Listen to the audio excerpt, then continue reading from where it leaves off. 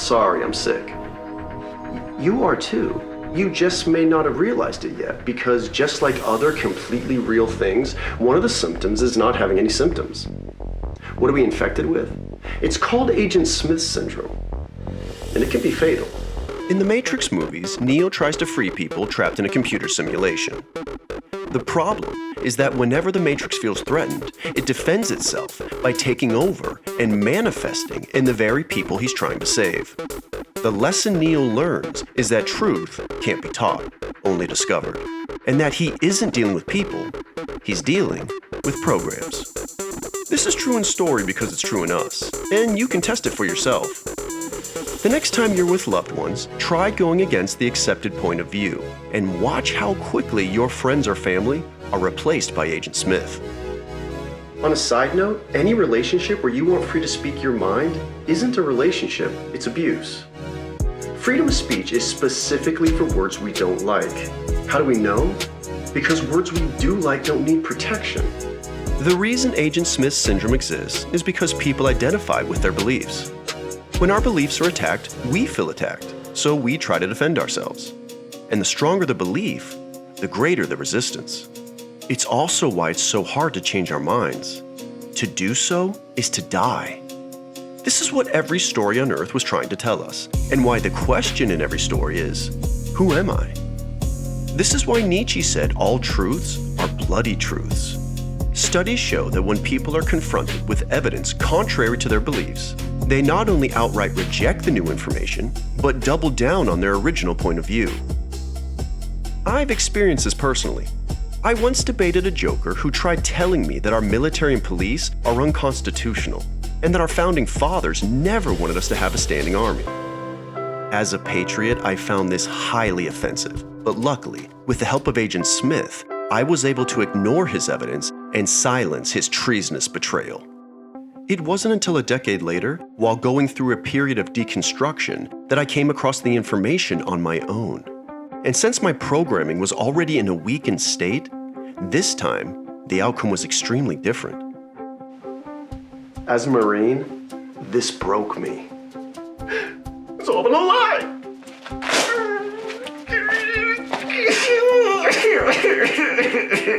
The sad irony is that the most patriotic members of our society are doing the least patriotic thing. The assumption we all make is that people who disagree with us do so out of ignorance. That if they just had the right information or listened to the right experts, their eyes would be open and they would see the light. But this is never true. We don't see the world as it is, we see it as we are. This is why it seems like the universe, or God, provides evidence for every theory imposed upon it. This is why arguing with people is such a waste of time. We're not arguing with them, we're arguing with their programming. Have you ever noticed that the wisest people you know can come off as antisocial? They don't like to hang out and party because it's too dangerous. This is why mentors live alone outside of society. Voices are never safe around echoes. The second something real or original is uttered, the program defends itself. Let's look at an example. We all instinctively know that punishing someone for something they didn't do is wrong. But so is limiting safe or healthy people because of unsafe or unhealthy people. Keep this in mind the next time there's a crisis. More people die from this than this, and we allow these in our schools. Life doesn't get to be precious only when it matches our ideology. We don't care because we weren't programmed to care. No one gets elected campaigning against stairs or fire. To ban this and not this is hypocritical. And let's be honest, no one needs semi-automatic matches. Now, I get it. These are scary. And why do you need one when there are highly skilled professionals that can keep you safe? But this is a form of moral idiocy. If these are wrong to have, then it's also wrong to pay someone to have them for you, especially when those people aren't highly skilled professionals. In a 15-year study of 149 deadly force encounters, it was discovered that police officers missed their targets up to 65% of the time. The FBI lists this number at around 80%. And starting in 2018, citizens officially had more justifiable killings than cops. But this knowledge is silenced because it goes against the programming. And I might add, the Second Amendment from the day it was passed limited the type of people who could own a gun and what type of weapon you could own. You couldn't buy a cannon. Those who say the blood of patriots, and all the stuff about how we're going to have to move against the government. Well, the tree of liberty is not water with the blood of patriots. What's happened is that there never been, if you wanted to think you need to have weapons to take on the government, you need F-15s and maybe some nuclear weapons. The point is that there's always been the ability to rationally limit the type of weapon that can be owned and who can own it. Amazing. Every word of what you just said was wrong. These are the two people that wrote what he's talking about. Citizens not only own cannons, but battleships. People tend to forget that the Bill of Rights exists for one reason: to help you identify traitors. These rights are natural born, not given by a government, which means they're non-negotiable. This includes times of crisis. If you allow someone to take your rights during an emergency, they'll create emergencies to take away your rights. And if Vietnam and Afghanistan have taught us anything, it's that a government or occupying force, no matter how technologically advanced, can't overcome an armed populace. Once you understand this, everything else will begin to make sense. Let's pretend that the Founding Fathers did want everyday citizens to be the military. What would we do, give everybody nukes? I think it's safe to say that that's a bad idea, and it's better left to the experts. Did you know that the United States government has lost 6 nuclear weapons, some of which we don't know where they are or who has them? And there have been 32 broken arrow events since 1950. The truth is, depending on someone else for your safety is just as foolish as depending on someone else for your education. So, how do we remove our programming? It's extremely difficult because we don't know our programming. Our core beliefs and principles are buried in our subconscious, which means we can't think of them on demand. This includes theology. Regardless of your religion, you filter your holy book through one key verse. And again, you don't know off the top of your head what that verse is.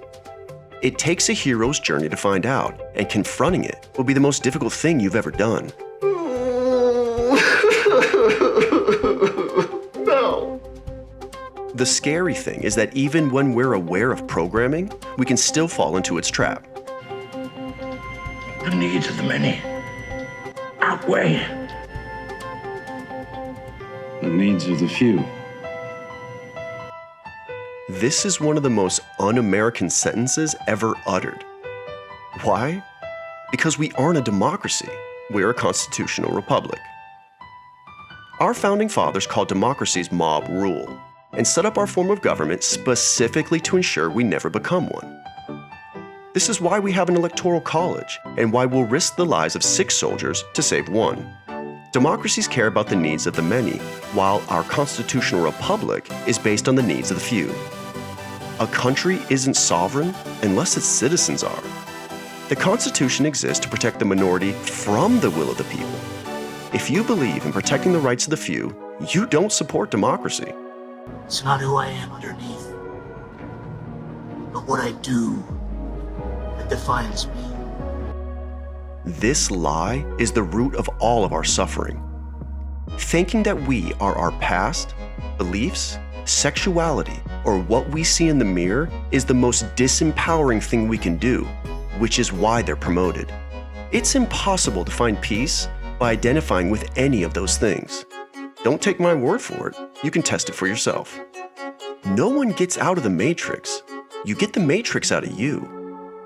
Our beliefs dictate our reality, and all of us see the present through the lens of the past. This is why Yoda said Luke had to unlearn all he had learned, and Jesus said only children can get into heaven. Why? Because they aren't programmed yet. The second half of a story is always a reversal of the first, and this is true in story because it's true in us. It's also why children weren't allowed in the first schools. True education isn't learning, it's unlearning. Memorization is never education, it's always indoctrination. The restoration of paradise requires discovering that everything you know is wrong. The episteme, or knowledge that we fill our minds with, is what causes paradise to fall. Eating the tree of knowledge is what gets us kicked out of the garden. Remember, facing our programming is impossible without a hero's journey, and it takes practice. So, let's look at a few sacred cows and see if we can find any bloody truths. There are more slaves today than at any other time in human history. And there isn't a single person alive today whose ancestors not only were, but also owned slaves. The first person to officially own slaves in the United States was an African named Anthony Johnson, who owned a tobacco plantation. Now, it's easy to write off history because most people understand that history is a lie agreed upon. But what about other subjects? Let's look at theology.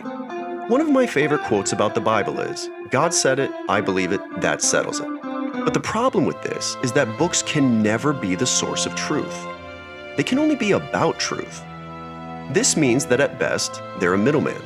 And if your relationship with the divine requires a middleman, it means you don't have a relationship with the divine.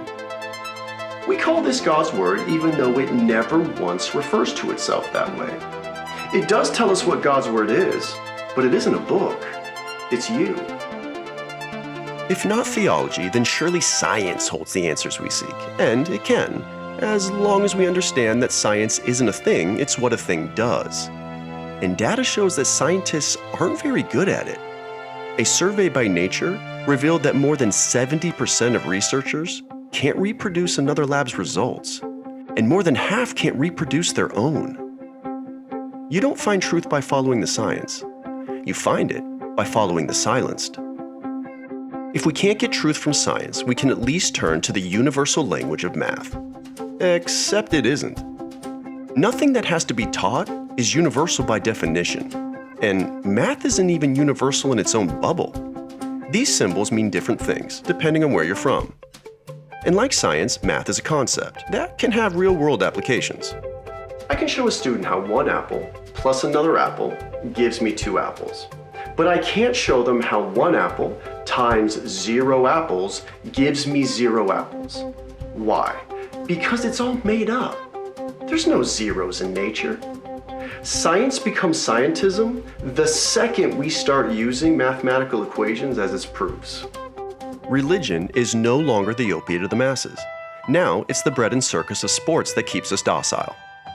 Watching sports means you like watching other men sweat. And hey, there's absolutely nothing wrong with that, as long as we remember that there's no such thing as healthy competition. Sports doesn't teach us sportsmanship. How do we know? Because the least sportsmanlike in our society are professional sportsmen.